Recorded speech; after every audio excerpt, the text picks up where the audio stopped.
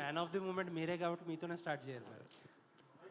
Few అవర్స్లో యూఎస్లో shows పడిపోతున్నాయి, తర్వాత ఇండియాలో కూడా షోస్ పడిపోతాయి. Easily most ambitious film in your career. చాలా కష్టపడినట్టు కూడా ఉన్నారు. ఫ్యాన్స్ కూడా చాలా నాళ్ళ నుంచి కొంచెం బాకీ కూడా ఉన్నారు ఫ్యాన్స్కి. సో ఏం ఎష్యూరెన్స్ ఇవ్వబోతున్నారు ఫ్యాన్స్కి?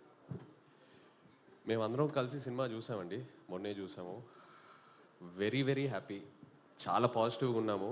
And especially half an hour of the film పీక్స్లో ఉంటుందండి. అన్ఎక్స్పెక్టెడ్. మీరు ఎంత ఎక్స్పెక్టేషన్స్ పెట్టుకుని వెళ్ళినా లాస్ట్ హాఫ్ అన్ అవర్ అయితే డెఫినెట్లీ మీరు సర్ప్రైజ్ అవుతారు. So I'm very satisfied.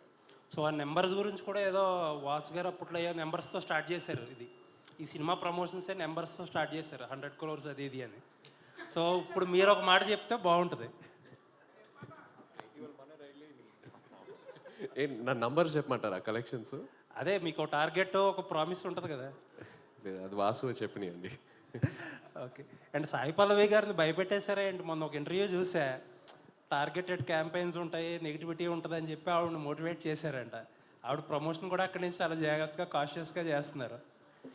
ఏంటి అంటే మీ లైఫ్లో ఏదన్నా అలాంటి ఎక్స్పీరియన్స్ చేసి నేర్చుకున్న లెసన్ అది?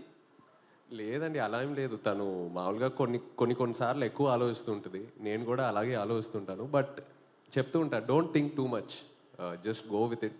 నీ దగ్గర ఎంతో టాలెంట్ ఉంది, సో అవన్నీ ఎక్కువ పట్టించుకోమాకండి, మీ టాలెంట్ని నమ్మి ముందుకు వెళ్ళండి అని. అంతే, అంతకంటే ఏం లేదు.